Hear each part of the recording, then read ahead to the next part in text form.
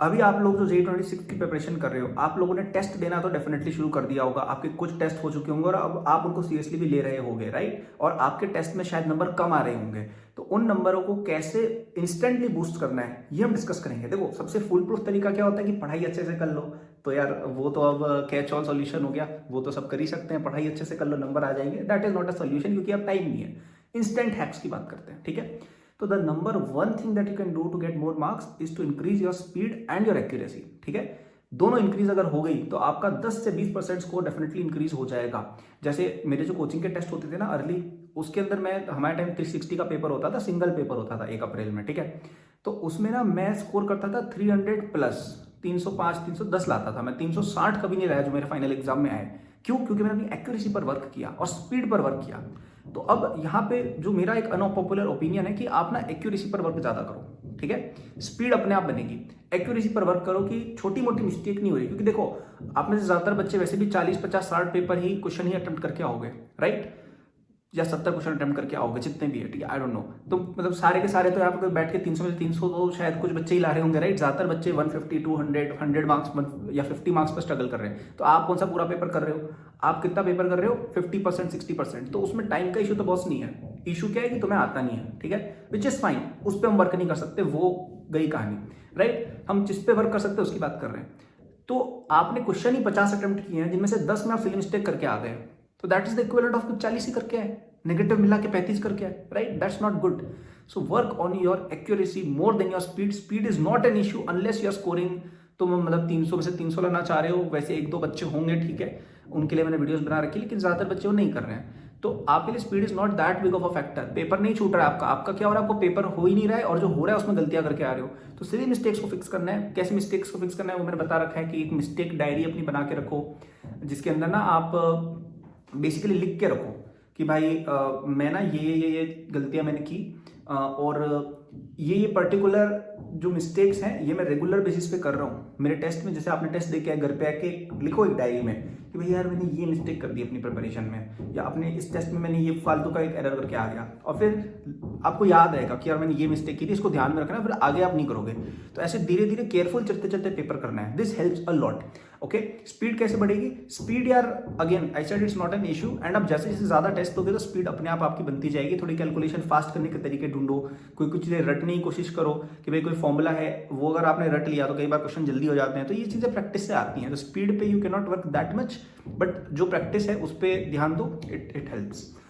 Second tip जो मैं कहूंगा टेस्ट में नंबर इंक्रीज करने के लिए, वो है कि अपना पेपर अटेम्प्टिंग का तरीका बेहतरीन बनाओ, ठीक है? अब it's a little bit too late for that, but अगर किसी का पेपर पैटर्न ही गलत है तो कई बार वो नहीं ला पाते हैं मार्क्स। तो आप देखिए कि क्या आपका पेपर फ्रीक्वेंटली ऐसा हो रहा है कि छूट रहा है, या टाइम की कमी हो रही है, या आप क्वेश्चन हो सकते थे बट अटेम्प्ट नहीं कर पाए, या आप इंटिमिडेट हो जाते हो, या स्टार्टिंग में आप बहुत डिफिकल्ट क्वेश्चन देख के you kind of get weird about it and you can not succeed for whatever reason.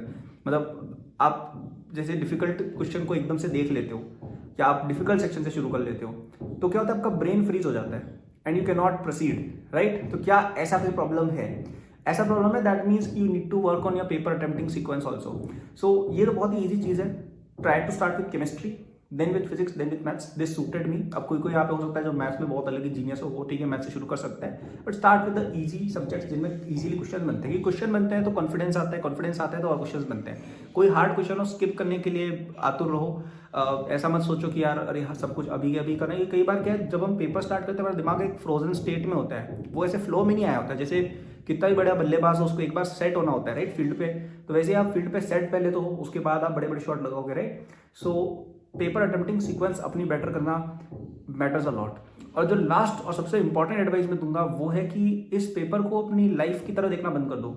मैंने ऐसा बहुत लोगों का एटीट्यूड देखा है जो बहुत ड्रामेटाइज कर देते हैं जेई को, कि उनके दिमाग में से फिल्में चलती रहती है कि अरे यार जेई में सक्सेस, मतलब फालतू की चीज़ें सोचते रहते हैं बेसिकली कि अरे यार जेई नहीं हुआ तो ये वो। I think it's a very unhealthy attitude in life also, and तुम्हारे पेपर के लिए भी it's very unhealthy, because the more you are attach to something the less you will deliver on it. तुम जितना ज़्यादा किसी एग्जाम को या किसी भी चीज़ को लेकर अटैच हो, ये लाइफ लेसन है, ठीक है?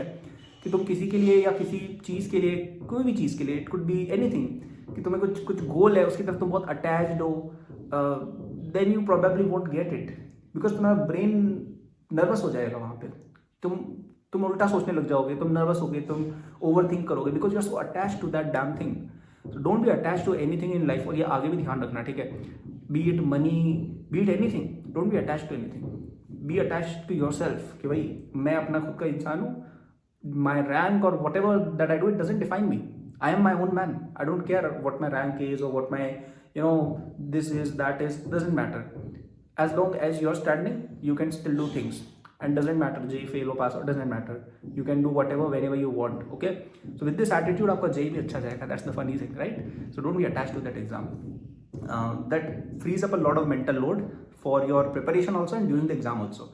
ठीक है. तो ये 3 टिप्स है जिनसे आपकी प्रिपरेशन काफ़ी बेटर हो सकती है. And if you need more help, if you need a test series, if you need lectures, तो आपको मेरा जेई का फुल कोर्स मिलेगा for just 999 till 29th of November using the first link in description. इस एक course को पूरा कर लो, आपकी पूरी जेई प्रेप हो जाएगी और आप जनवरी अटेम्प्ट में ट्रस्ट में बहुत अच्छा रिजल्ट लेके आओगे. ठीक है. So get it as soon as possible. Usually ये कोर्स 5-6,000 का रहता है. For now we are made it 999 और ये आपका पूरा जेई एडवांस तक चलेगा, तो कोई टेंशन नहीं है. ठीक है. So that is the video. Thank you for watching. For the course description में लिंक जाइएगा and like and subscribe for more such videos. Good luck.